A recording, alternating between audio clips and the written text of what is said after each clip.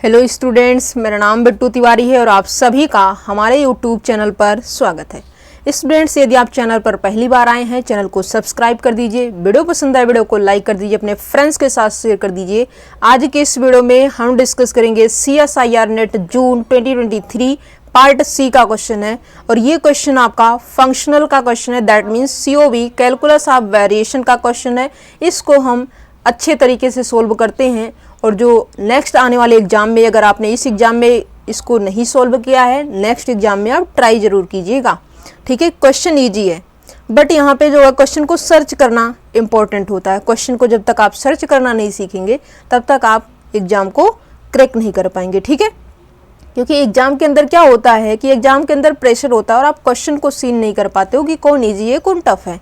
ठीक है, बट यहाँ पे जैसे एग्जाम से बाहर आते हो फिर आप क्वेश्चन को देखते हो, आपको लगता है कि वहाँ पे क्वेश्चन तो इजी था, सिर्फ हमने किया नहीं है। ठीक है, तो यहाँ पे क्वेश्चन इजी है, बिल्कुल इजी है। कहता है suppose yx is an extremal of the following functional jy(x is equal to integration 0 to 1 yx square minus 4yx y derivative x plus 4y derivative x का होल स्क्वायर, ठीक है, into dx। यहाँ पे subject to the condition भी दी गई है, दो condition यहाँ पे दी गई है। पहली ये है y 0 पे 1 है and y derivative at the point 0 equals to 1/2। सबसे पहले यहाँ पे चार ऑप्शन को आप देखिए। एक तो आपका कॉन्वेक्स कॉनकेव है, ठीक है। तीसरे ऑप्शन में और चौथे ऑप्शन में देखिए यहाँ पे एडिशन करने पे यहाँ पे जो फंक्शन है मल्टीपल के रूप में ब्रेक हो रहा है। फोर्थ में प्रोडक्ट करने पे वो सम के रूप में ब्रेक हो रहा है। ठीक है, तो ये बिल्कुल समझने वाली बात थी। इन दोनों चारों ऑप्शंस में से कोई दो ही ऑप्शन ट्रू होगा, या तो अगर पहला ट्रू होगा तो सेकंड रॉन्ग हो जाएगा और तीसरा अगर ट्रू होगा तो चौथा रॉन्ग हो जाएगा। ठीक है, तो अब देखते हैं कि होगा क्या। ठीक है, इस बात को भी देखना ज़रूरी होता है। ठीक है, चलिए यहाँ पे जो है पहले नेक्स्ट पेज लेते हैं और यहाँ पे हम लिखते हैं कि जो हमारा फंक्शनल है f(x) y derivative is equals to क्या लिखा गया है, y square minus 4yx y square minus 4y y derivative y into y dash plus 4y derivative square plus 4y derivative square. देख लीजिए, आप भी देख लीजिए, y square minus 4y y derivative plus 4y derivative square, यही लिखा गया है। ठीक है, अब चीज़ें जो है कंप्यूटराइज हो गई, उतना ढंग से नहीं लिख पाते हैं। ठीक है, तो ये चीज़ें आपको समझने की ज़रूरत है क्योंकि आपको क्वेश्चन सोल्व करना है, आपको नंबर लेना है। ठीक है, तो ये चीज़ें जानना भी आपके लिए बेहद ज़रूरी है। ठीक है, तो यहाँ पे सिर्फ कुछ नहीं करेंगे, यूलर लैग्रांज इक्वेशन अप्लाई करेंगे। कैसे करेंगे, ये क्या होता है curly f upon curly y minus dy/dx और ये हो जाएगा आपका curly f upon curly y derivative is equals to 0। इस फंक्शन को y के रिस्पेक्ट में पार्शियल डिफरेंशिएट कीजिए तो ये हो जाएगा 2y माइनस 4, ये हो जाएगा y डेरिवेटिव और यहाँ पे बाकी कोई y का टर्म है नहीं। ठीक है, माइनस dy/dx करली f upon curly y dash क्या है यहाँ पे है और ये सेकेंड और थर्ड टर्म के अंदर है, तो ठीक है कर देंगे पार्शियल डिफरेंशिएशन। तो ये हो जाएगा माइनस 4y डेरिवेटिव का करेंगे 1, तो ये हो जाएगा 4 2 जा 8y derivative is equals to 0। ये फाइनली सिंप्लीफाई कर दीजिए, 2y minus 4y derivative minus यहाँ पे इसको क्या करना है डिफरेंशिएशन। जब भी आपको दो फंक्शन y1 y2 दो फंक्शन है उसका डिफरेंशिएशन आपको करना है तो वो क्या होता है सेपरेटली अलग अलग हो जाता है। ठीक है, तो उसी चीज़ का यहाँ पे यूज करना होगा। माइनस माइनस प्लस हो जाएगा 4 और y का हो जाएगा y डेरिवेटिव और ये हो जाएगा माइनस से मल्टीप्लाई 8 और यहाँ पे एक बार डेरिवेटिव है, अगेन इसका डेरिवेटिव हो जाएगा। ठीक है, इज इक्वल्स टू 0। अब यहाँ पे 4y डेरिवेटिव से 4y डेरिवेटिव कैंसिल हो जाएगा क्योंकि पॉजिटिव और नेगेटिव है, तो यहाँ पे जो है आपको क्या मिल जाएगा 8y double derivative minus 2 into y is equals to 0। यहाँ पे आइए और यहाँ पे क्या करेंगे 2 से जो है और डिवाइड कर दीजिए या फिर जो है आप क्या कर दीजिए यहाँ पे 4y double derivative minus y is equals to 0। ठीक है, अब यहाँ पे जो है 4m square minus 1 is equals to 0, m square is equals to 1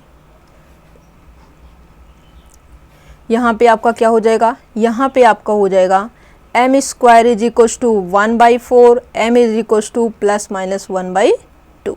क्या है, m की वैल्यू जो आ रही है वो ±1/2 आ रही है। ठीक है, अब यहाँ पे इसका सोल्यूशन केस कैसे लिखा जाएगा, m इज इक्वल टू ±1/2। दोनों अलग अलग डिस्टिंक्ट रूट आ रहे हैं, तो यहाँ से इसका सोल्यूशन कैसे लिखा जाएगा, yx is equal to c1 e की power 1/2x plus c2 e की पावर -1/2 इंटू एक्स। ठीक है, अब यहाँ पे ये मान के चलिए कि जो ये yx है, yx इज इक्वल टू यहाँ पे जो है ये सोल्यूशन लिख दिया गया है, क्या है, ये आपका सोल्यूशन का फॉर्म है। ठीक है, अब यहाँ पे क्वेश्चन पे आते हैं, कंडीशन देखेंगे क्या लिखा गया है, y at the point 0 is equal to 1, क्या है, y at the point 0 is equal to 0 and y derivative at the point 1 is equal to 1/2। I think यही लिखा गया है, 0 पे 1 है, डेरिवेटिव 0 पे 1/2 है।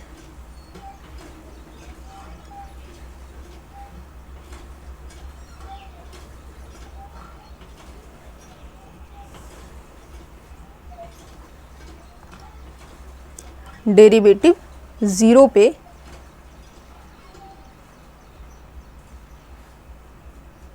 1/2 है। ठीक है, अब यहाँ पे जैसे ही y 0 इज इक्वल टू 1 रखेंगे तो यहाँ पे जो है c1 e की पावर 0 वैल्यू 1 हो जाएगा, c1 प्लस c2 की वैल्यू यहाँ से क्या मिल रही है, 1 मिल रही है। ठीक है, अब इसका डेरिवेटिव कर लेंगे, यहाँ पे जब डेरिवेटिव करेंगे तो क्या मिलेगा, इसका अगर हम डेरिवेटिव करें, डेरिवेटिव x, तो ये हो जाएगा 1/2 c1 e की power x raise to power n। ठीक है, e की पावर x का e की पावर x ही हो जाएगा, कोई दिक्कत नहीं है, और 1/2 x का 1/2 हो जाएगा। सिमिलरली यहाँ पे माइनस का 1/2 c2 e की पावर -1/2 इंटू एक्स। बिल्कुल देखिए धीरे धीरे भी बता रहे हैं, चीज़ों को समझाते हुए चल रहे हैं। ठीक है, इसलिए जो है नेक्स्ट टाइम से ट्राई जरूर कीजिएगा।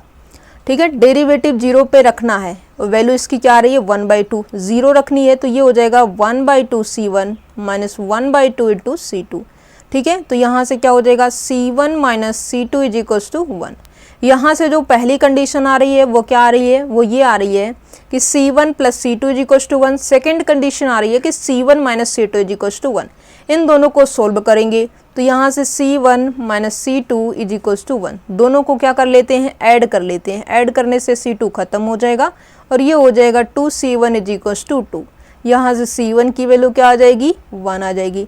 अगर c1 की वैल्यू 1 है, चाहे तो आप इस इक्वेशन में या फिर इस इक्वेशन में c1 की वैल्यू पुट करेंगे तो यहाँ से आपको c2 की वैल्यू 0 मिल जाएगा। ठीक है, c1 यहाँ पे 1 है, c2 यहाँ पे 0 है। ठीक है, तो यहाँ पे जो है देखिए, यहाँ पे फाइनल जो आपका आंसर मिलेगा, c1 आपका 1 है, c2 आपका 0 है, तो ये हो जाएगा e raise to power 1/2x। क्या है, e raise to power 1/2x। ठीक है, अब यहाँ पे अगर ये है तो यहाँ पे जो है ऑप्शन पे आइए, कहता है जो y है वो कॉन्वेक्स फंक्शन है। सेकंड कहता है y is a concave function.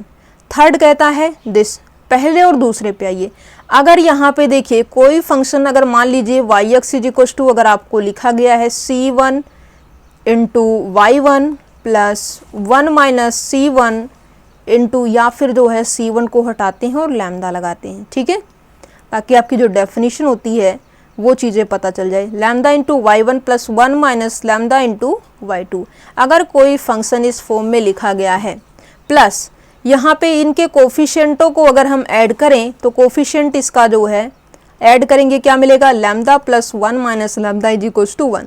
अगर इसके कोफिशिएंट का सम 1 आता है तो इस तरीके से जो फंक्शन लिखा जाता है वो फंक्शन हमारा कॉन्वेक्स फंक्शन होता है। ठीक है, आप लीनियर अलजेब्रा के अंदर भी ये चीज़ें पढ़ चुके हैं, कॉम्प्लेक्स एनालिसिस में जब आप बीएससी के अंदर थे तब भी ये चीज़ें आप पढ़ चुके हैं, और जो एग्ज़ाम यहाँ पे CSIR नेट का दे रहे हैं इसके अंदर भी आपको कहीं कहीं यूज करने को देखने को मिलता है। ठीक है, तो यहाँ पे जो है OD के अंदर खास करके, अब यहाँ पे जो है इनका अगर हम सम करें तो 1 आ रहा है क्लियरली। अगर इसके कोफिशिएंट यहाँ पे 1 है, इनके कोफिशिएंट का अगर हम सम करें, एक ही कोफिशिएंट है जो कि 1 के इक्वल है। ठीक है, तो कोफिशिएंट का सम यहाँ पे क्या आ रहा है, 1 आ रहा है। मतलब ये जो फंक्शन है, फंक्शन हमारा कैसा है, फंक्शन हमारा कॉन्वेक्स फंक्शन है। क्या है, this is our convex function. ये हमारा कॉनकेव नहीं है, ये गलती कभी भी मत करिएगा।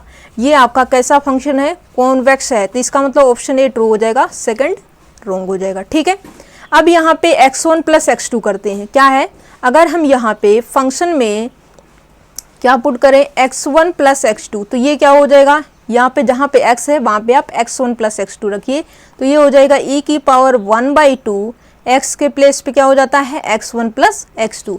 इसको थोड़ा और अच्छे तरीके से लिख लेते हैं, तो ये हो जाएगा e की power 1/2 x1 plus 1/2 into x2। ठीक है, अब यहाँ पे जो है क्या कर लेते हैं, y of x1 plus x2 is equals to, अब यहाँ पे मल्टीप्लिकेशन में पावर क्या होती है, ऐड हो जाती है। ठीक है, तो यहाँ से इसका मतलब ये क्या लिखा गया है, e की पावर 1/2 x1 इंटू e की पावर 1/2 इंटू x2, ऐसा हम कर सकते हैं। e की पावर 1/2 x1 को हम क्या लिख सकते हैं, इसको हम लिख सकते हैं y of x1 into y of x2, बिल्कुल ऐसा कर सकते हैं। ठीक है, तो इसका मतलब जब आप x1 प्लस x2 कर रहे हैं तो ये जो y फंक्शन है वो प्रोडक्ट के रूप में मिल रहा है। ठीक है, सम करने पे y का जो फंक्शन है वो प्रोडक्ट के फॉर्म में आ रहा है। ठीक है, अब देखते हैं थर्ड ऑप्शन में क्या यही लिखा गया है, बिल्कुल सही लिखा गया है। जब आप x1 प्लस x2 करेंगे तो ये प्रोडक्ट के फॉर्म में आएगा, जहाँ पे जो x1 x2 होगा वो क्लोज्ड इंटरवल 0-1 से आएगा, बिल्कुल सही बात है। इसका मतलब थर्ड ऑप्शन भी ट्रू हो जाएगा। अब फोर्थ में देखते हैं कि जब इसका प्रोडक्ट करते हैं तो क्या इसका सम के रूप में लिखा जा सकता है। तो फाइनली जो आपका सोल्यूशन मिला था ये मिला था आपको e की पावर 1/2 इंटू x। अब यहाँ पे करना क्या है, सेटिस्फेक्शन x1 x2 को x1 प्लस x2 में। ठीक है, तो ये हो जाएगा y of x1 x2 is equals to y of x1 plus y of x2।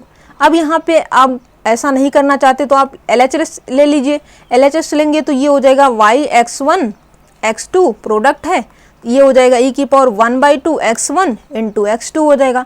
ठीक है, और यहाँ पे राइट हैंड साइड ले लीजिए, क्या है, अब जो है आप राइट हैंड साइड ले लीजिए।